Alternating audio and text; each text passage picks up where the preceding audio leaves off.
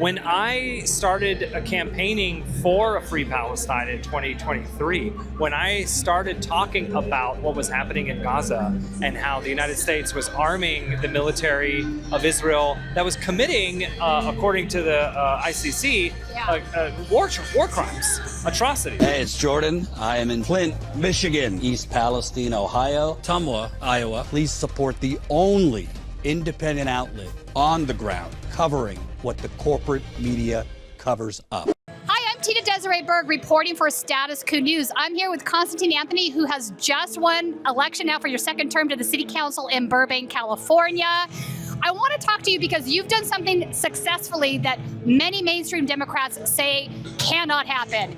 You ran on a platform that was free Palestine, defund the police, you name it, Medicare for all. You ran on an incredibly progressive platform, and not only did you win, you won by a massive margin. In 2020, I ran for office. I ran for local office for city council, and I ran on a platform of defund the police. That was in 2020, after George Floyd. Everybody who was running against me, everybody who was in office, all of my consultants, they said, you can't run on defund the police. Nobody's going to vote for that. Nobody's going to support that. Everybody thinks that's a useless phrase that doesn't mean anything. I ran on defund the police, and in November of 2020, I broke the record for most votes in Burbank City Council history. And for the next 4 years, there wasn't an election. I didn't have an election. But every budget season, I voted to reduce our budget for the police in Berg every single year. We successfully reduced the total police budget in Burbank every year I've been in office. So you are the antithesis to what the consultants say you have to do in order to win. So I want to ask you about that. Did you have consultants in your ear saying you were crazy? Oh, absolutely. In 2024, I ran for re-election. I was on the ballot in November, and every one of my opponents, every one of my consultants said, you cannot run on free Palestine. You can't do that. I broke the record again for most votes. And in fact, the city of Burbank is the only jurisdiction, municipal, statewide, county, the only jurisdiction in the entire country that unanimously voted to support a ceasefire in Gaza. Unanimous. When I told them that I was going to run corporate free, they said, you can't do that. You need all the corporate dollars you can, because that's where the big money is. And I said, well, look, if I can get 100 people to donate a fraction of what one corporation can donate, then I'll be okay, right? And they're like, well, sure, but nobody's been able to do that. And I said, okay, let me see who I can reach out to help me out with that. And of course, the largest organizing effort at the grassroots level in LA County was a group called DSA, Democratic Socialists of America, the Los Angeles chapter. We're here supporting Bernie today. If you love this wonderful Bernie shirt. I love that. It's almost like a Bernie baseball shirt. Yeah. Oh yeah, I see. So Democrats, socialists. All right, yeah. I gotcha. So if you want to zoom in, you can actually, on your phone, if you pause it, you can get this QR code. So we're out here promoting electoral change through progressive politics. A lot of folks will tell you that the duopoly of Democrats and Republicans will never move progress forward, and DSA takes a stand against that and said, well, what if there is a good candidate that is running? How do we support them? And so they have built the infrastructure across the country. Democratic Socialists of America is across the country. They have supported candidates like Bernie, like AOC, like myself. And we are consistently winning these local races. We're trying to expand to get higher and higher office. And then, hey, maybe one day the presidency. You never know. I know you're also very pro-union. You worked early on some unionization bills here in California. I know that at one point you and Chris Smalls were talking when he was working on the Amazon union stuff. So you're also very pro-worker. Is there anything right now going on as far as the NLRB is concerned? Because, you know, obviously Trump wants to kill that. Yeah, I mean, what are your thoughts on all that? It's interesting to me that we have this entire party, the Republican Party, that is actively trying to dismantle the unions, not based on any dissent with their policies, but just in a way to hold power. Because if you actually break it down, if you look at the policies of what the unions are trying to push for, the average American supports it. Like right now in Congress, SAG-AFTRA, of which I am a member, has a bill in front of Congress to support people's rights to their face and facial recognition technology and AI software. Right. It is this crackdown on fakes and digital manipulation, Right. and it is bipartisan. Everybody in Congress loves this bill. Interesting. Because I think it's too new for it to have been politicized.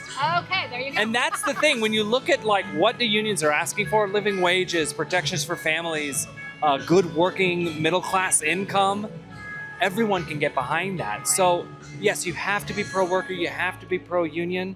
I support the Amazon workers and their strike against the billionaires and this, trillion-dollar company that spans so many nations. But even at the local level, like, I support the Starbucks union and their efforts, but also small companies that have 1 or 2 locations that are just trying to unionize. If you're treating your workers so poorly that they're trying to unionize, there's something wrong there. I mean, well, we had the strippers unionizing here in LA, last couple of years, and they're now part of the Actors Equity, which is kind of an interesting spot for them, but it makes sense. They're stage performers. Why not? Love that.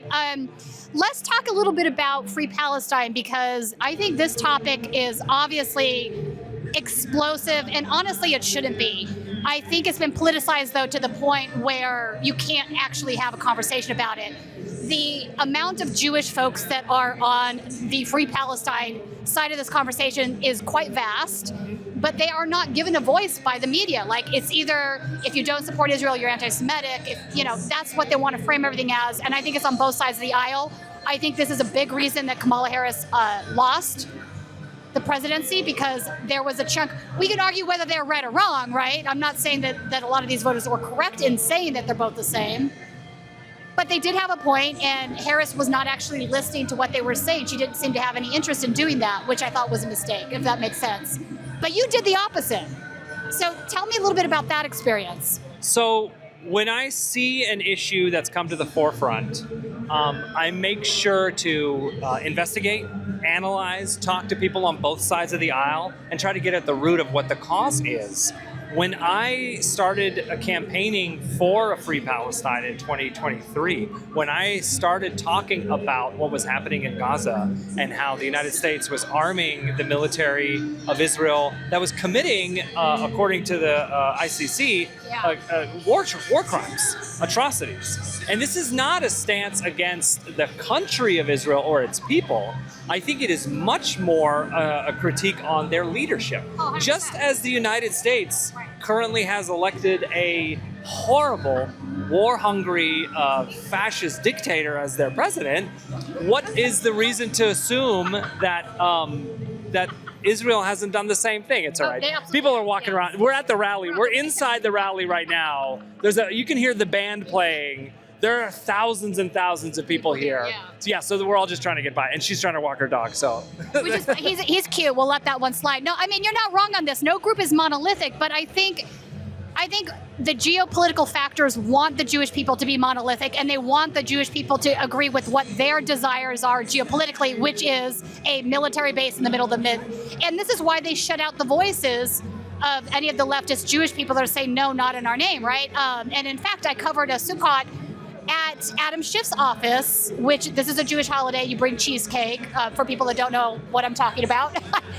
But, 3 rabbis were there. They held service inside Adam Schiff's office, had cheesecake, did the whole thing. You know who wasn't there in Adam Schiff's office? Adam Schiff, which incidentally is in the Burbank area. So again, but this is clearly Adam is somebody that doesn't want to hear from these folks. Well, the way our city council works, every year one of the council members takes turn at being the mayor. So I was mayor in 2023. Right. I was Adam Schiff's mayor during this entire time that he was pontificating on what he believed should happen. And when I ran for my re-election, my position on having a free Palestine, on not supporting military aid to the current Israeli prime minister and his cabinet, people told me, you can't do that, you're going to lose, please stop, run on anything else, don't touch this, it's the third rail of politics. In November, I actually broke the record, You did. again, for most votes in Burbank City Council history. So I have to be honest with you, if it's a matter of human rights and if it's a matter of pro-democracy, there's no opposing stance. You have to campaign on that, especially if you're trying to be an elected official. Like, that's the key. Right. Well, I mean, that's exactly it. So when you really boil this issue down, in my opinion, I think you're right on this. It's the right versus the left. It's not Jew versus non-Jew, as they want to frame it. The regime in Israel right now is very hard right. They are 100% fascist. I would say it's not even right versus left. It's war versus anti-war. We've been having this conversation since post-World War II. When we went to fight against the Nazis and Imperial Japan and all of that stuff, we knew exactly what we were fighting for, but come 10 years later, you have Korea, and then you have Vietnam, and then you have all the stuff we've been doing in the Middle East. Regime change. All of that, it's like, wait, are we actually fighting real dictators, or are we trying to insert ourselves into geopolitical power? And so that is why that conversation has changed so drastically. Okay. And so the anti-war movement has been a really strong core value of this country, and it's been silenced for many years. And I think now we're seeing it start to come to fruition.